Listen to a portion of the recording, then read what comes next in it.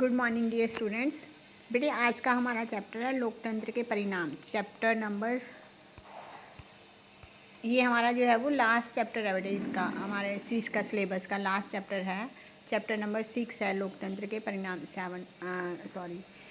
तो इसमें क्या आउटकम ऑफ डेमोक्रेसी, ये मैंने कल आपको वीडियो भी भेजी थी, आपने उसमें देखा होगा कि लोकतंत्र जो है वो कैसे बेहतर है, इसके क्या आउटकम्स हैं, क्या इसके परिणाम हैं। कहते मोस्टली हमने सारा कुछ पढ़ा क्लास 9th में 10th में हम लोग पढ़ते आ रहे हैं। डेमोक्रेसी क्या है, लोकतंत्र क्या है, ये बेहतर कैसे है, गैर लोकतांत्रिक शासन व्यवस्था से बेहतर क्या है, इसमें क्या कमियां हैं।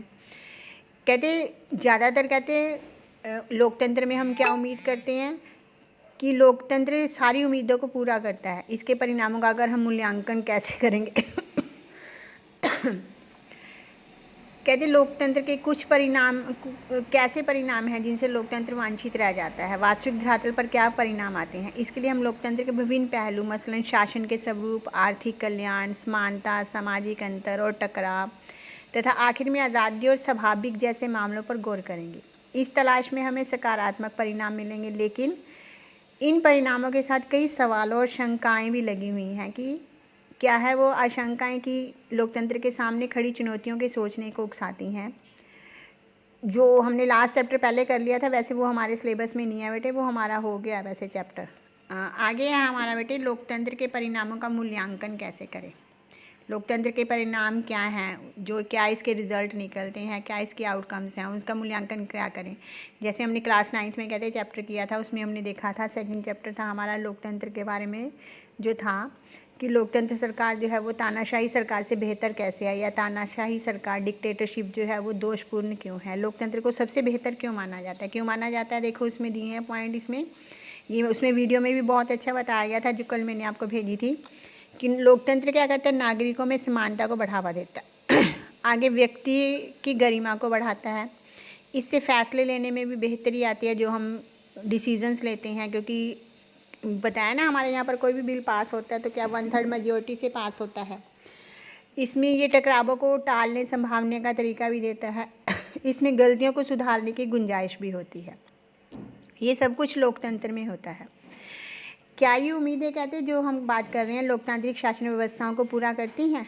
हमने देखा आसपास में ज़्यादातर लोग किसी भी वैकल्पिक शासन व्यवस्था की तुलना में लोकतंत्र को पसंद करते हैं, ज़्यादा पसंद करते हैं, लोकतंत्र को ज़्यादा बेहतर मानते हैं। लेकिन लोकतांत्रिक शासन के कामकाज से संतुष्ट होने वालों की संख्या उतनी ज़्यादा नहीं है। हम एक दुविधा की स्थिति में आ जाते हैं। संवैधानिक रूप से कहते हैं लोकतंत्र को जो है वो अच्छा माना जाता है, पर व्यवहार से इसे इतना अच्छा नहीं मानता।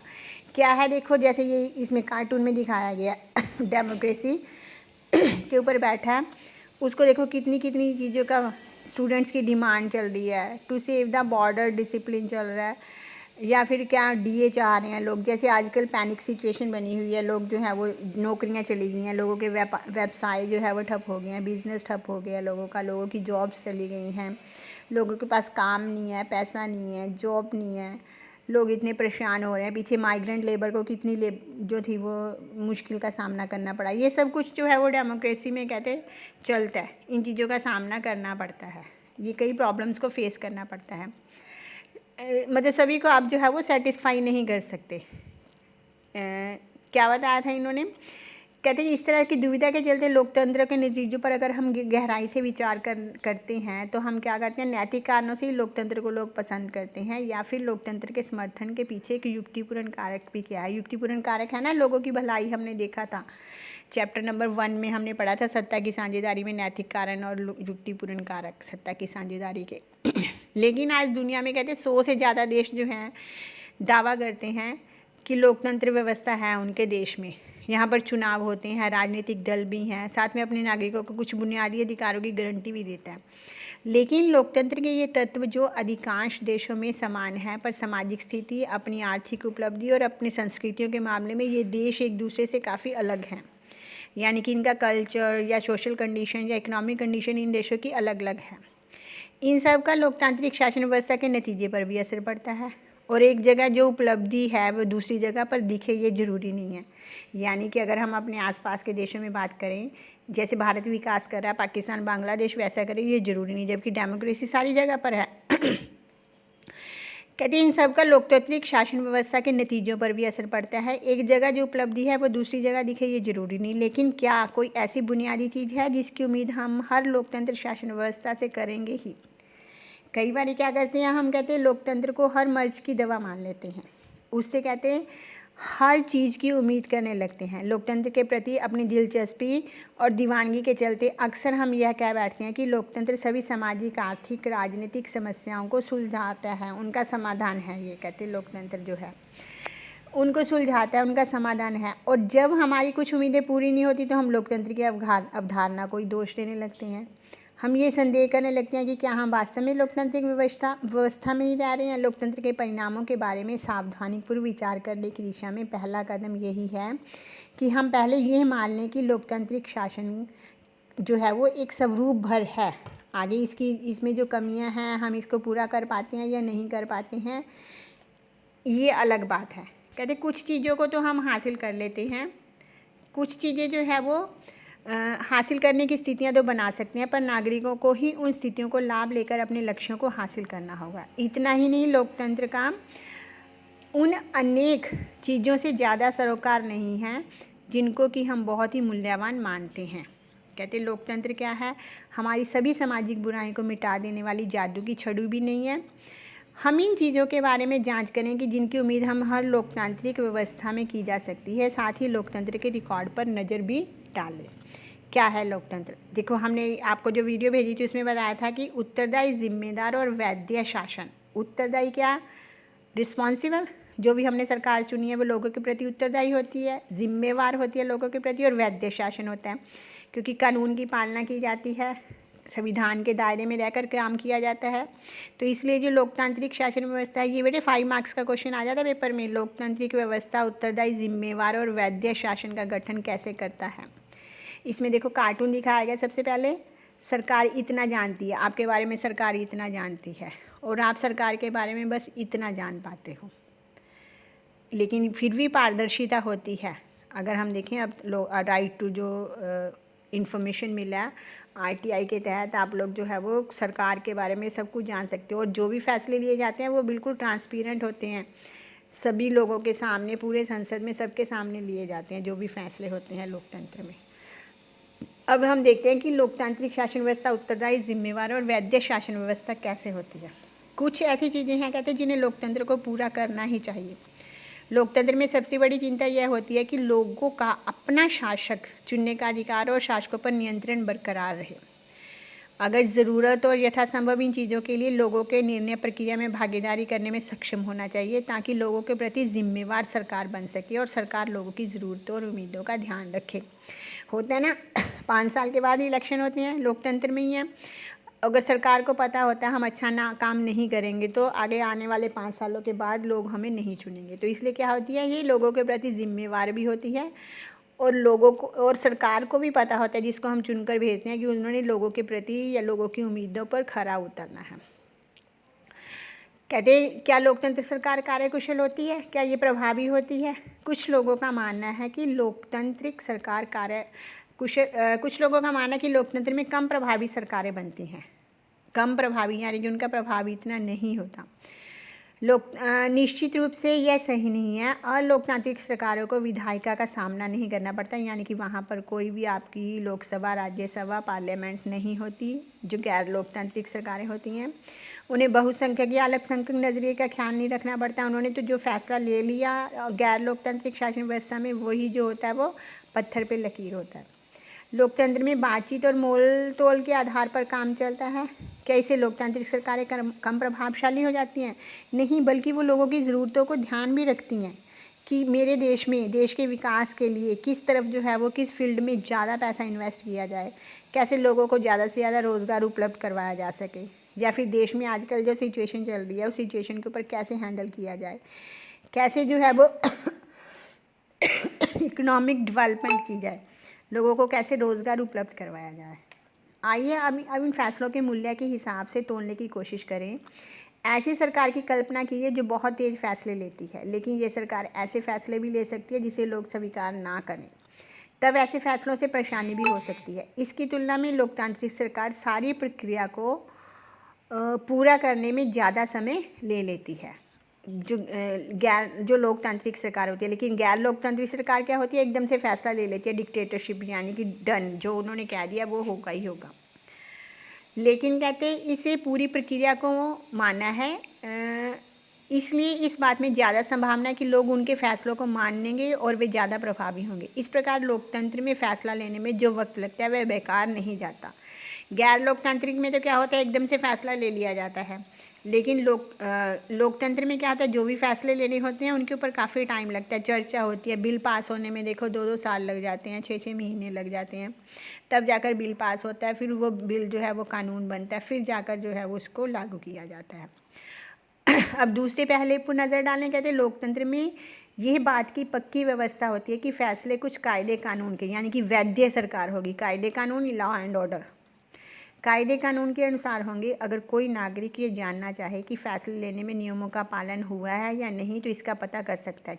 कैसे करेगा वो पता, राइट टू इन्फॉर्मेशन, RIT के तहत या नहीं, इसका पता कर सकता है। उसे यह है ना सिर्फ जानने का अधिकार है, बल्कि उसके पास इसके साधन भी उपलब्ध होते हैं। इसे पारदर्शिता कहते हैं। 1 नंबर का क्वेश्चन आ जाता है बेटे, पारदर्शिता क्या होती है। 1 मार्क्स का क्वेश्चन आ जाता है, पारदर्शिता। यह चीज़ अक्सर गैर लोकतांत्रिक सरकारों में नहीं होती। इसलिए जब हम लोकतंत्र के परिणामों पर गौर करें तो यह उम्मीद करना उचित है कि लोकतांत्रिक व्यवस्था में ऐसी सरकार का गठन होगा जो कायदे और कानूनों का पालन करती है,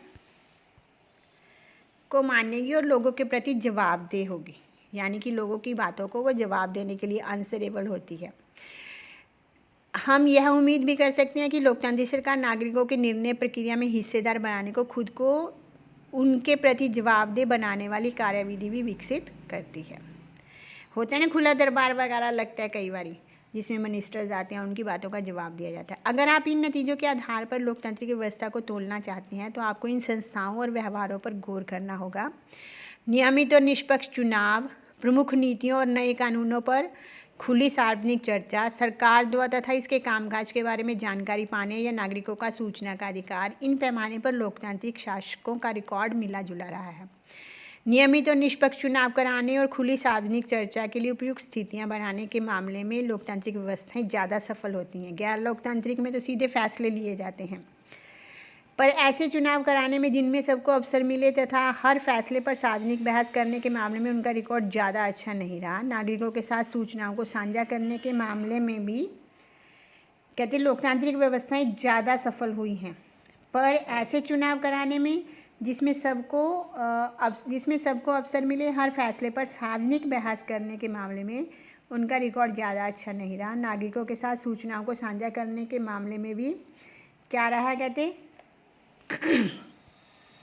उनका रिकॉर्ड ख़राब रहा है। पर इनकी तुलना में हम गैर लोकतांत्रिक शासनों की बात करते हैं तो इन क्षेत्रों में उनका प्रदर्शन बेहतर ही माना गया है, क्योंकि वहाँ पर एकदम फैसले ले लिए जाते हैं और ज़्यादा बहस होने के चक्कर में लोकतंत्र में फ़ैसले लेने में बहुत देरी होती है। ये हमने क्लास 9th में भी किया था, अगर आपको ध्यान हो, लोकतंत्र और गैर लोकतांत्रिक व्यवस्था में। एक व्यापक धरातल पर लोकतांत्रिक सरकारों से ये उम्मीद करना उचित ही है कि वे लोगों की ज़रूरतों और मांगों का ध्यान रखने वाले हों और कुल मिलाकर भ्रष्टाचार से मुक्त शासन दें। इन 2 मामलों में भी लोकतांत्रिक सरकारों का रिकॉर्ड प्रभावशाली नहीं है। लोकतांत्रिक व्यवस्थाएं अक्सर लोगों को उनकी ज़रूरतों के लिए तरसाती हैं और आबादी के एक बड़े हिस्से की मांगों की अपेक्षा करती हैं। भ्रष्टाचार के आम किस्से इस बात की गवाही देते हैं कि लोकतांत्रिक व्यवस्था इस बुराई से मुक्त नहीं है, पर इसके साथ इस पर भी ध्यान दें कि गैर लोकतांत्रिक सरकारें कम भ्रष्ट हैं या लोगों की ज़रूरतों के प्रति संवेदनशील हैं। यह कहने का कोई आधार नहीं है। फिलहाल कहते हैं हम इस मामले में लोकतांत्रिक शासन व्यवस्था क्या होगी, इस मामले में लोकतांत्रिक शासन व्यवस्था निश्चित रूप से अन्य शासन व्यवस्था से बेहतर है। यह वैद्य व्यवस्था, वैद्य यानी कि कानून को मानने वाली, यह सुस्त हो सकती है, कम कार्यकुशल भी हो सकती है। ये देखिए, इन्होंने लोकतंत्र को तानाशाह के ऊपर वीरता, ये जो इन्होंने 2 चार्ट बनाए हैं, मैप दिखाया, उसमें दिखाया इन्होंने अपने देश के लिए लोकतंत्र की उपयुक्तता, कितने % लोग उपयुक्त मानते हैं, बहुत उपयुक्त मानते हैं, कितने % जो है वो समर्थन देते हैं जनता द्वारा चुने शासकों का। अगर हम बांग्लादेश, भारत, नेपाल, पाकिस्तान, श्रीलंका की बात करें, इन्होंने बताया सारा लोकतंत्र कितना उपयुक्त है, देशों के साथ इन्होंने कंपैरिजन किया। लोकतंत्र बेहतर बांग्लादेश में 69% लोग कह रहे हैं, भारत में 70%, नेपाल में 62, पाकिस्तान 37 और श्रीलंका में 71। कभी कभी तानाशाही बेहतर, बांग्लादेश में 6, भारत में 9% लोग, नेपाल में 10, पाकिस्तान 14 और श्रीलंका 11। कोई फ़र्क नहीं पड़ता, ऐसे भी लोग होते हैं। तो इसमें 25%। ये कहाँ से लिए गए बेटे? एस से टीम के द्वारा जो है state democracy in south Asia, Delhi export university के द्वारा इसको प्रिंट किया गया था। ये चार्ट बना हुआ है और टेबल बना हुआ है। कहते कई जगह पर हमने क्या देखा, ऊपर हम देख रहे थे कि यह सुस्त हो सकती है, कम कार्यकुशल हो सकती है, इसमें भ्रष्टाचार भी हो सकता है। लोकतांत्रिक व्यवस्था में अगर हम बात करेंगे तो कई बार भ्रष्टाचार भी हो सकता है। इसमें लोगों की ज़रूरतों को कुछ हद तक कहते हैं ये अनदेखी भी कर सकती है। लेकिन लोकतांत्रिक शासन व्यवस्था लोगों की अपनी शासन व्यवस्था होती है। इसी कारण कहते हैं पूरी दुनिया में लोकतंत्र के विचार के प्रति ज़बरदस्त समर्थन का भाव है। दक्षिण एशिया के प्रमाणों से जो ऊपर हमने देखा उससे कुछ पता चल रहा है हमें। कहते यह समर्थन लोकतांत्रिक शासन व्यवस्था वाले मुल्कों में तो है ही, उन देशों में भी जहाँ लोकतांत्रिक सरकारें नहीं हैं, लोग अपने चुने हुए प्रतिनिधियों का शासन चाहते हैं। वे ये भी मानते हैं कि लोकतंत्र उन देशों के लिए उपयुक्त है, उनके लिए समर्थन पैदा करने की लोकतंत्र की क्षमता भी लोकतंत्र का परिणाम ही है और इसकी अनदेखी नहीं की जा सकती। ये था हमारा बेटे first question, most important question, लोकतंत्र कैसे उत्तरदायी, वैध और जिम्मेवार सरकार का गठन करती है। यह लोकतंत्र सरकारें जो हैं वो कैसे बेहतर मानी जाती हैं, लोगों की क्या आकांक्षाएं होती हैं। नेक्स्ट जो है वो आर्थिक समृद्धि और विकास, ये हम नेक्स्ट वीडियो में देखेंगे।